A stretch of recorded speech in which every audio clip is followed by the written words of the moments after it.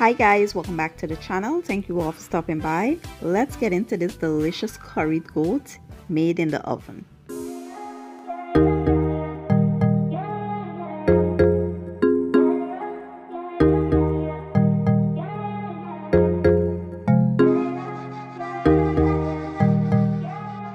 Okay guys, so let's take a quick look at the ingredients I'll be using today. Here I have my goat already well seasoned, and I'll show you the process in just a minute. I have some onions, garlic, ginger, some herbs which are thyme, parsley, scallion, and some hot wiri peppers. I'll be using garlic and onion powder, some complete seasoning, chicken bouillon, chili powder. Here I have some curry powders. Duck and goat is one, and this is what it looks like. And I will be using some indi. This is the Guyanese curry powder, and I have some geera and masala or cumin. So here I went ahead and washed my goat really well using some limes and vinegar. So I squeezed my limes in there, and then I went ahead and added a little bit of vinegar. This will help with the gamey taste and smell from the goat. It gets rid of that gamey taste and the smell. Once you wash it really well, you want to wash it about 3 times. Once you add the acidity, you want to rinse it off about 3 times. Let the water run clear. It's like when you're washing rice. You want to make sure you don't see any more of that blood. So you want to wash it real well, drain it, and yeah, that's basically it, guys. Now, if you're one of those people that like to soak your meat after you add the acidities, some people like to soak it for about 5 or 10 minutes. You can go ahead and do that if you prefer. But the reason I don't do it is because it tends to harden the meat. And I don't want to change the texture of the meat. I just want to clean it. So I go ahead and rinse mine right away. But if you want to soak yours for a little bit, feel free to do so.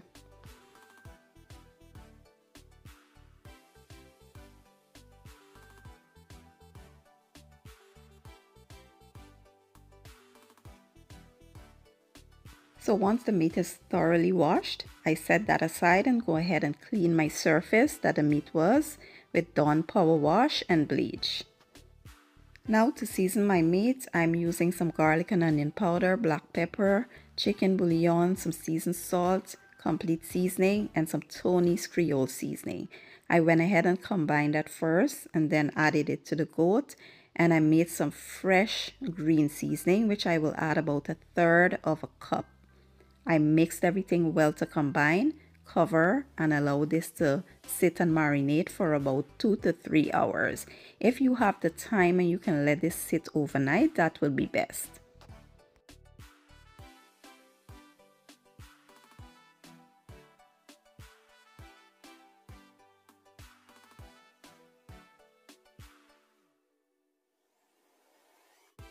Next, I'll go ahead and combine my curry powders into a paste using 1 tablespoon of fresh green seasoning and some water. You want to mix that to combine and set aside.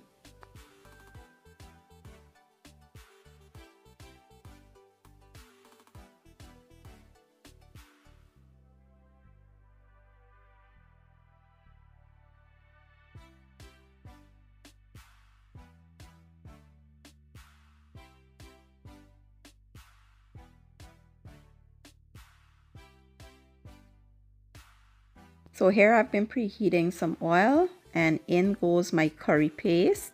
I will also follow up with some garlic, onion, and ginger. Give everything a stir and allow to go for about 4 to 5 minutes. I want to make sure that my curry is thoroughly cooked before I add my goat meat in here.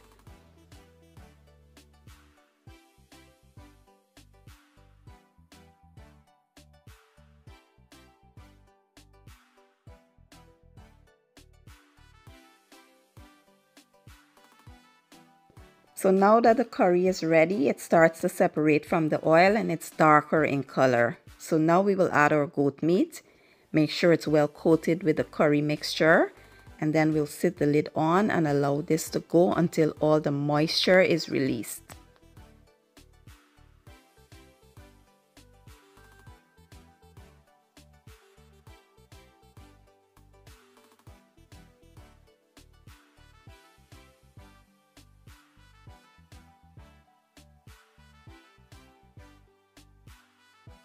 Once the moisture is released, I like to allow some of that moisture to evaporate. So what I'll do is leave it uncovered and let some of the moisture evaporate before I show you what we'll do next.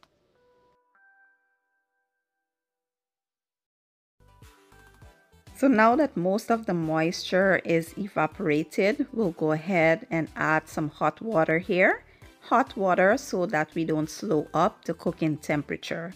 We will also add our seasonings to bump up the flavor and taste, and then we'll add our fresh thyme and our hot peppers. We will cover this and place it in a 350-degree oven for about 2 hours or so. Now the cooking time might vary depending on what kind of goat you have. If you have a nice young goat, the cooking time may be less. If your goat is old, the cooking time may be more. So bear that in mind.